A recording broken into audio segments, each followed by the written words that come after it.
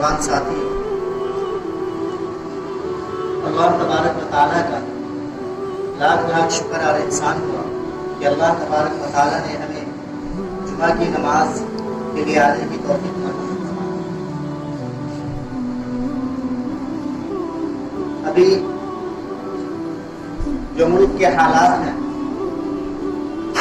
اور موجودہ حالات میں جس ماحول میں ہم اور آپ جی رہے ہیں، سانس لے رہے ہیں، اس کی جو ہولناکی ہے اور جس درجہ گمبھیر صورتحال ہے اس سے ہمارا اچھی طرح واقف ہے۔ ایسے وقت میں بعض اوقات ہمارے دل کے اندر اور ہمارے ذہن کے اندر یہ سوال پیدا ہوتا ہے کہ آخر مسلمانوں کے ساتھ ہی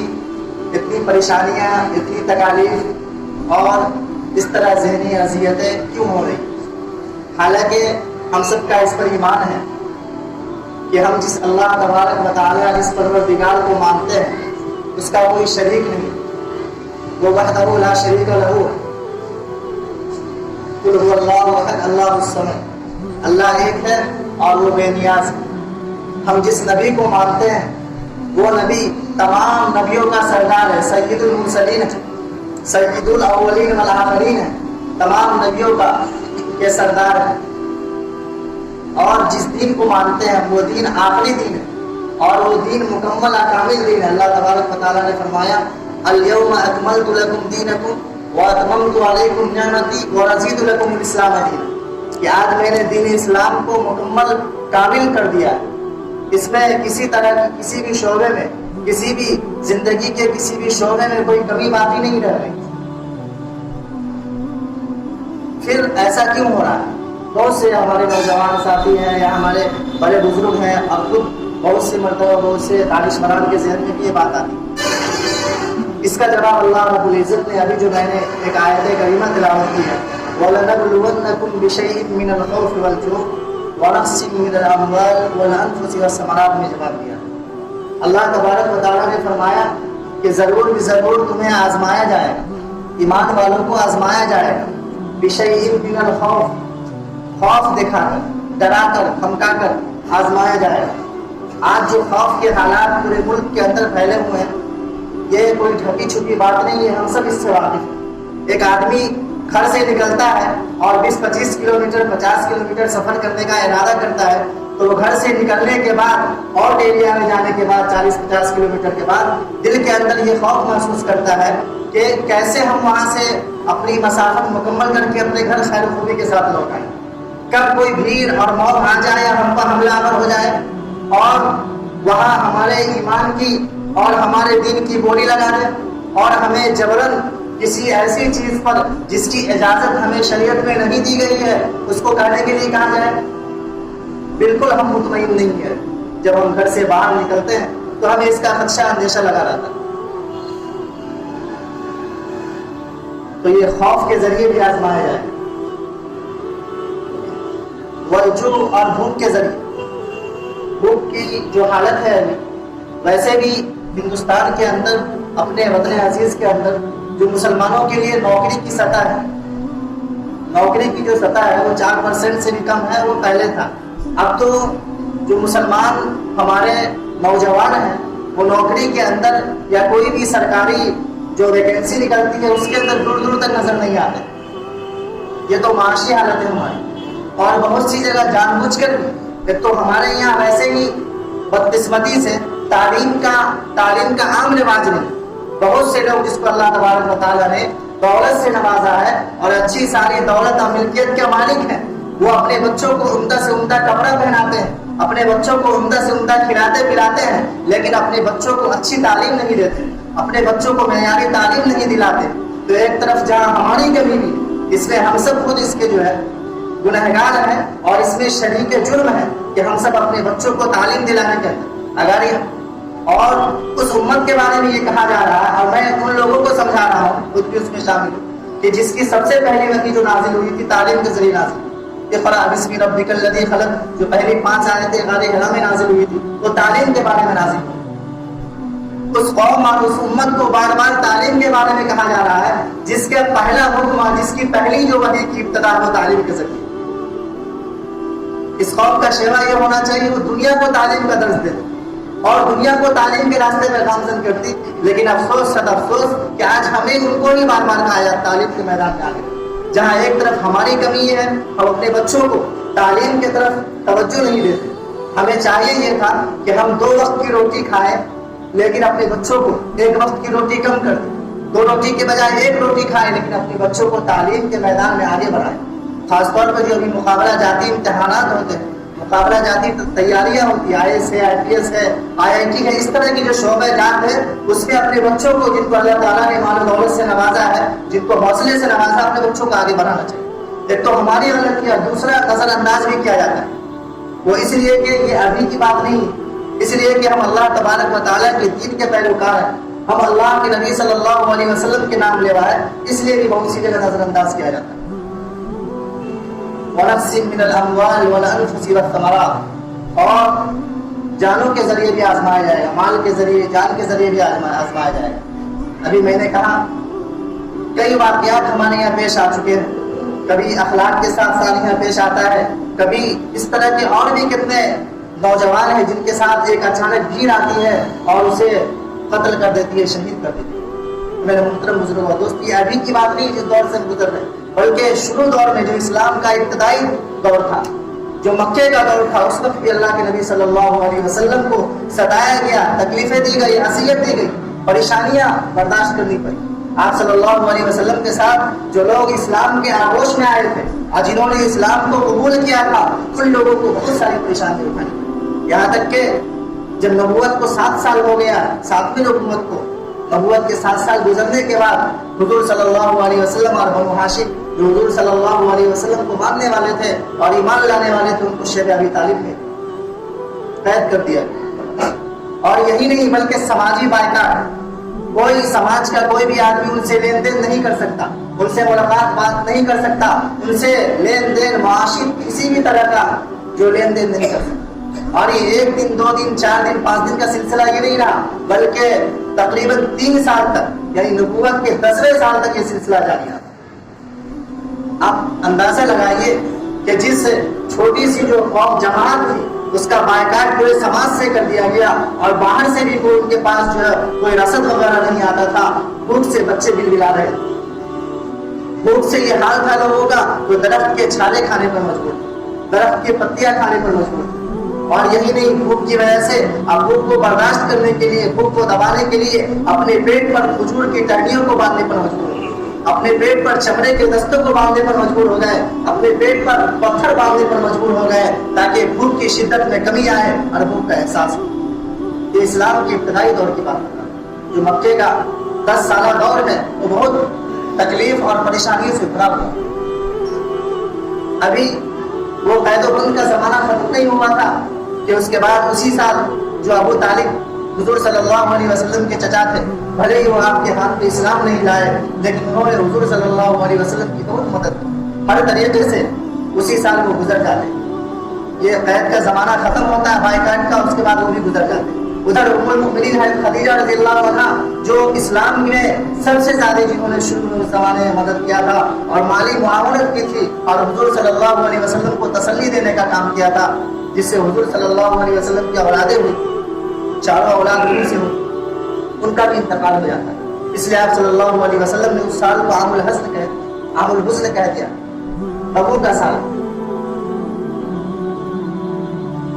تو یہ اسلام کا ابتدائی دور، یہ جو تکلیف اور پریشانیاں، یہ ابھی کی بات نہیں ہے، بلکہ اسلام کے نام لیواؤں کو اور اسلام کا نام لینا چھوڑ دے اور دین کی بات بتلانا چھوڑ دے اور اللہ کا نام لینا چھوڑ دے، اس لیے بہت سی کوشش کی جا رہی ہے، لیکن ابھی یہ سلسلہ ختم نہیں ہوتا ہے۔ نبوت کے 10ویں سال جب حضور صلی اللہ علیہ وسلم کے سر سے چچا ابو طالب کا سایہ اٹھ جاتا ہے اور ام المؤمنین حضرت خدیجہ رضی اللہ عنہا کا بھی وصال ہو جاتا ہے، اس کے بعد آپ صلی اللہ علیہ وسلم سوچتے ہیں کہ طائف کے اندر جو ایک بڑا قبیلہ ثقیف جو 2 پہاڑے کے درمیان بسا ہوا تھا، وہاں جا کر لوگوں کو دین کی دعوت دیتے ہیں، اگر وہ دین کے آغوش میں آ جاتے ہیں اور دین کو قبول کر لیتے ہیں، دین اسلام کو، تو اس سے مسلمان جو ہے ایک مقدار میں تکلیف سے بچ جائیں گے اور دین کے پھیلاؤ کا اور دین کے جو ہے بڑھنے کا ذریعہ بھی۔ آپ صلی اللہ علیہ وسلم اسی ارادے سے وہاں تشریف لے آتے ہیں اور وہاں جا کر جو وہاں کے 3 مشہور سردار تھے، اس کے بعد حضور صلی اللہ علیہ وسلم جاتے ہیں طائف کے اندر، ثقیف میں کے جو 3 مشہور سردار تھے، نیتا تھے، وہاں جاتے ہیں اور جانے کے بعد حضور صلی اللہ علیہ وسلم دین کی باتیں بتلاتے ہیں اور دعوت دیتے ہیں ان کو کلمہ، لیکن وہ لوگ بات سننے کے بجائے تینوں صاف انکار کر دیتا اور پہلا یہ کہتا ہے اچھا تم ہی وہ شخص ہو جس کو اللہ تعالیٰ نے نبی بنایا، تم ہی وہ شخص ہو جس کو اللہ تعالیٰ نے نبی بنایا، اور دوسرا یہ کہتا ہے کہ اللہ تبارک و تعالیٰ کو تمہارے علاوہ کوئی نبی بنانے کے لیے نہیں ملا، تیسرا جو سردار تھا وہ کہتا ہے اگر تو سچا ہے تو اگر کسی سچے شخص کی بات نہیں مانی جائے تو یہ مصیبت سے خالی نہیں ہے، اور اگر تو جھوٹا ہے، نبوت کا دعویٰ کرنے والا جھوٹا ہے، تو مجھے ایسے شخص کی بات سننے کی ضرورت ہے۔ لیکن حضور صلی اللہ علیہ وسلم کی جرأت اور آپ کی ہمت اور آپ کی بہادری پر قربان جائیے، اللہ کے نبی صلی اللہ علیہ وسلم نے ان کی باتوں سے جو ہمت نہیں ہاری بلکہ اور دیگر لوگوں کے پاس گئے اور ان کو اللہ کی دین کی دعوت دی، ان لوگوں نے بھی نہیں سنا اور بلکہ کہا اے محمد تم اس شہر کو خالی کر دو ورنہ ہم تمہارے پیچھے بدماش لگا دیں۔ چنانچہ ایسا ہی ہوا، حضور صلی اللہ علیہ وسلم جب شہر سے جا رہے تھے، شہر طائف سے، انہوں نے آپ کے پیچھے اوباش کو اور بدماش نوجوانوں کو لگا دیا جو آپ صلی اللہ علیہ وسلم پر جملے کس رہے تھے، تالیاں بجا رہے تھے، سیٹی مار رہے تھے، جو آج کل بھی ہوتا ہے۔ جو دین کا کام کرنے والے ہیں، جو دین کے نام لینے والے ہیں، ان کے طرح طرح کے تانے دیے جاتے ہیں۔ آپ صلی اللہ علیہ وسلم پر پتھر برسانے لگے، روایتوں میں آتا ہے کہ اس قدر حضور صلی اللہ علیہ وسلم کو انہوں نے پتھر برسائے کہ آپ صلی اللہ علیہ وسلم جو جوتی پہنے ہوئے تھے دونوں جوتیاں خون سے لہو لہان، دونوں جوتیاں پاؤں کے اوپر سے جو خون گر رہا تھا اسے لہو لہان۔ اللہ تبارک و تعالیٰ کو آپ صلی اللہ علیہ وسلم کی یہ بے بسی دیکھی نہیں ہے۔ جبرائیل امین تشریف لاتے ہیں اور کہتے ہیں محمد آپ کہیے کہ یہ دونوں پہاڑ جس کے درمیان یہ قبیلہ ثقیف واقع ہے ہم اس کو ملا دیں اور یہ دونوں اسی میں نشت و نابود ہو جائے، چکنا چور ہو جائے۔ لیکن میرے محترم بزرگ اور دوست اندازہ لگائیے آپ صلی اللہ علیہ وسلم کی ذات اقدس کا، انہوں نے فرمایا کہ مجھے اللہ کی ذات سے امید ہے کہ اگر یہ لوگ ایمان قبول نہیں کرتے ہیں تو ان کی اولاد اور ان کی آنے والی نسلیں انشاءاللہ تبارک و تعالیٰ وہ ایمان کی دولت سے سرفراز ہوگی اور یہی دین کے پھیلانے کا ذریعہ ہوگی۔ اور انہوں نے اس وقت حضور صلی اللہ علیہ وسلم نے فرمایا اور دعا دینے سے انکار کر دیا اور ان کو عذاب سے بچا لیا، اور بلکہ ان کو دعا دی، کیا دعا دی؟ اللہم اہدی قومی فإنہم لا یعلمون، کہ اللہ تبارک و تعالیٰ میری قوم کو ہدایت دے، یہ مجھے نہیں جانتے، یہ مجھے نہیں جانتے، اگر یہ مجھے جان لیتے تو اس طرح کی جو حرکتیں انہوں نے کی ہے، جو اس طرح کا میرے ساتھ برا برتاؤ کیا ہے اور بدسلوکی سے پیش آیا، ایسا نہیں کرتے۔ یہ ہمارے نبی کریم صلی اللہ علیہ وسلم کی ذات مبارک کہ آپ صلی اللہ علیہ وسلم اپنے لیے برا چاہنے والوں جو ان کے ساتھ بدسلوکی کر رہا، ان کو تکلیفیں دے رہا، اس کو معاف فرما رہے، ان کے لیے دعا کر رہے۔ آج ہماری شہر کے اندر کوئی گستاخی کر دے، آج ہمیں کوئی برا بنا کر دے، ہمارا ایگو ہارٹ ہو جاتا ہے۔ آج ہر معاشرے میں، ہر گاؤں میں، ہر جگہ جو مختلف گروہ بندی ہے، مختلف جماعتیں بنی ہوئی ہیں، وہ اس لیے نہیں ہے کہ دین کے نام کو ہم بلند کر رہے ہیں، وہ اس لیے نہیں ہے کہ قرآن حدیث پر ہم عمل کرنے کے لیے لڑ رہے ہیں، ایک دوسرے کو ہم پٹک رہے ہیں، ایک دوسرے کو پیچھے کر رہے ہیں، وہ اس لیے نہیں ہے کہ ہمارے دین کا نام لینا اور دین کے نام لینے والوں میں اضافہ ہو جائے، بلکہ اس لیے ہے ہماری پگڑی بلند ہو جائے، ہماری ٹوپی بلند ہو جائے، ہماری ناک کا مسئلہ جو ہے سب سے اونچا ہے، چاہے اس کے لیے ہمیں دوسرے کو دھکا مار کر جانے پڑے، دوسرے کے گھر کو رون کر پہنچنا پڑے، لیکن ہمیں اس مقام پر پہنچنا ہے۔ یہ آج ہماری صورتحال، ہمیں اللہ کے نبی صلی اللہ علیہ وسلم سے یہ عبرت حاصل کرنا چاہیے، اللہ کے نبی صلی اللہ علیہ وسلم کو اس وقت عمل کرنا چاہیے کہ اللہ کے نبی صلی اللہ علیہ وسلم اپنی ذات کے لیے کچھ نہیں کرتے تھے، بلکہ جہاں جو بھی آپ صلی اللہ علیہ وسلم نے کیا وہ دین کے لیے کیا۔ آج ہم دین کے لیے نہیں بلکہ اپنے نفس کے لیے، اپنی انا کے لیے اور اپنے ہی لیے سب کچھ کرتے ہیں۔ یہ بنیادی فرق ہے ہماری سوچ میں اور سیرت رسول اکرم صلی اللہ علیہ وسلم۔ اب سوال ذہن میں آتا ہے کہ آخر اس زمانے کے اندر اور شروع زمانے میں، اسلام کے ابتدائی زمانے میں مسلمانوں کو صرف تکلیف اور بہت سی جو پریشانیوں کا سامنا کیوں کرنا پڑا؟ اس کی وجہ اللہ کے نبی صلی اللہ علیہ وسلم نے فرمایا الدنیا سجن المؤمن و جنت الکافر، الدنیا سجن المؤمن و جنت الکافر، یہ دنیا جو ہے یہ مومن کے لیے قید خانہ ہے، دنیا مومن کے لیے قید خانہ ہے اور کافروں کے لیے جنت ہے۔ قید خانے کی جو صفت ہوتی ہے وہ یہ ہوتی ہے کہ آدمی وہاں ہمیشہ کے لیے نہیں رہتا، بلکہ چاہتا جلد سے جلد یہاں رہا ہو، چاہے وہ کس درجے کا قیدی کیوں نہ ہو، اس کے لیے جیل کے اندر اے سی کا انتظام کیوں نہ کیا گیا، کھانے کے لیے مرغ مسلم اور دیگر تمام آسائش کا انتظام کیوں نہ کیا گیا، وہاں سے وہ جلد نکلنے کے لیے تیار رہتا ہے۔ مسلمانوں کو بھی کہا گیا ہے کہ وہ مسافر کی طرح زندگی گزارے، مسافر کی طرح زندگی گزارے، جس طرح مسافر وہ کسی جگہ کو اپنا حقیقی وطن نہیں سمجھتا بلکہ وہاں سے جلد پوچھ کرنے کے لیے تیار رہتا ہے، اس طرح زندگی گزارے۔ اور یہ جو دنیا ہے مسلمانوں کے لیے، یہ دنیا دارالعمل ہے۔ کیا ہے؟ دارالعمل ہے، یہ عمل کرنے کی جگہ ہے، دارالجزا نہیں ہے۔ دارالجزا یہ تو 70 سال کی زندگی، 60 سال کی زندگی ہے، اس کے اندر عمل کے لیے ہمیں بھیجا گیا ہے۔ الذی خلق الموت والحیات لیبلوکم ایکم احسن عملا، یہ جو زندگی ہمیں عطا کی گئی ہے 60 70 80 سال کے بعد جو موت ہمیں دی جائے گی، یہ اس لیے ہے تاکہ کون بہترین عمل کر دے، لیبلوکم ایکم احسن عملا، کون اللہ تبارک و تعالی کی اطاعت کر کے جاتا ہے، کون اللہ تبارک و تعالی کے ارشادات فرمودات اور احکامات پہ عمل کرتا ہے، اس کے لیے اللہ تبارک و تعالی نے یہ زندگی ہمیں دی۔ تو لہٰذا کہ مسلمانوں کے لیے، مومنوں کے لیے دنیا جو ہے صرف اور صرف دارالعمل ہے، جتنا ہم کر کے جائیں گے اتنا ہی پھل ملے گا۔ جتنا ہم بینک کے اندر، ابھی چھوٹی سی مثال، جتنا بینک کے اندر ہم ڈپوزٹ جمع کریں گے، پیسہ جمع کریں گے، اتنا ہی ہم نکال سکتے ہیں۔ ایسا نہیں ہے کہ بینک میں ہم سالوں سال جو ہے میرا بینک جو ہے خالی رہے، اے ٹی ایم خالی رہے اور ہم چاہیں وہاں بینک سے جا کے پیسہ نکل جائے، ایسا ہوتا ہے؟ اب جائیں گے بینک مینیجر آپ کو ڈانٹ کے بھگائے گا کہ تم نے بینک میں پیسہ جمع کیا۔ اسی طرح دنیا میں اگر ہم نے اچھے عمل نہیں کیا ہے، عمل صالح نہیں کیا ہے، تو آخرت کے اندر ہمارا ہاتھ خالی رہے گا۔ لیکن اگر آپ نے دنیا کے اندر نیک عمل کیا ہے، فَمَن يَعْمَلْ مِثْقَالَ ذَرَّةٍ خَيْرًا يَرَهُ وَمَن يَعْمَلْ مِثْقَالَ ذَرَّةٍ شَرًّا يَرَهُ، اگر ذرہ برابر بھی آپ نے خیر کیا ہے تو وہاں آپ کو مل جائے گا، ذرہ برابر بھی آپ کے ساتھ ناانصافی نہیں کی جائے گی، ذرہ برابر بھی آپ نے جو ہے برا کام کیا ہے اس کا بھی آپ کو حساب دینا پڑے گا اور اس کا بھی آپ سے سوال ہوگا۔ تو یہ حالات جو ہے، اس حالات سے ہمیں عبرت حاصل سبق لینا چاہیے۔ ابھی یہ جو حالات کا تقاضا ہم لوگوں نے غور کیا،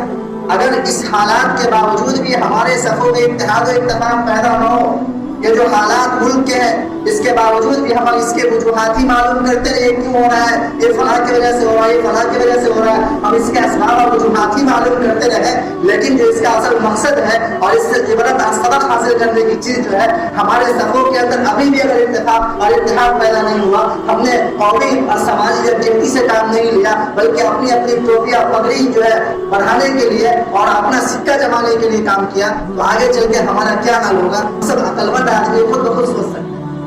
تو دو چیزیں، وقت ہو چکا ہے، زائد بھی ہو گیا، جو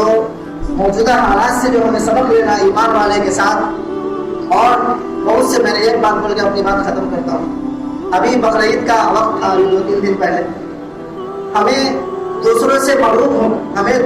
معلوم ہو کر متاثر ہو کر شاعر اسلام کو اور احکام خداوندی کو نہیں چھوڑ کر، بہت سے لوگ ابھی قربانی واجب ہے عید الاضحیٰ کے اندر، جو صاحب نصاب اس کو قربانی واجب ہے، لیکن بہت سے لوگوں نے کئی فوٹوز کے ذریعے، سوشل میڈیا کے ذریعے کئی لوگوں کی تذکیر آئی ہے کہ انہوں نے بکرے کی جگہ، بکرا خصی کی جگہ انہوں نے کیک بنوا کر جو ہے بکرا کا اس پر اس کی قربانی کی، کیک کی قربانی کی۔ تو یہ بزدلی ہے، یہ نفاق ہے۔ اس کو یہ نہیں کہہ سکتے کہ ہم سماجی بھائی چارہ قائم کریں، سماجی بھائی چارہ قائم کریں خدمت خلق کے ذریعے۔ آپ غیر مسلموں کو، آپ جو ہے یہاں برادران وطن کو خدمت خلق کے بہت سارے کام، رفاہی کام کیجیے، پانی پلائیے اور بھی اپنے پروگرام میں ان کو شرکت کیجیے۔ ماشاءاللہ شکری کی جو عوام ہے، خاص طور پر نوجوان طبقہ ہے، اس سلسلے میں بھی سرگرم ہے، بہت سارے ملی رفاہی کام کر رہے ہیں یا سوچ رہے ہیں، ان کے ذہن کے اندر یہ چیز آئی، بہت اچھا اقدام۔ میں اپنی طرف سے اور تمام لوگوں کی طرف سے جن لوگوں کی ایسی سوچ بنی ہے اور جن لوگوں نے یہ اقدام کیا ہے وہ قابل مبارکباد ہے، میں مبارکباد پیش کرتا ہوں۔ تو رفاہی کا جو شاعری اسلام اور واجبات اور فرائض کے علاوہ ہے، ان کے اندر بھائی چارگی والی بات کیجیے، لیکن جہاں اسلام کے احکامات کے اندر اور بھائی چارگی کے اندر تضاد ہو جائے وہاں شاعر اسلام کو ترجیح دیں، ان کو پہلے اللہ تبارک و تعالیٰ زیادہ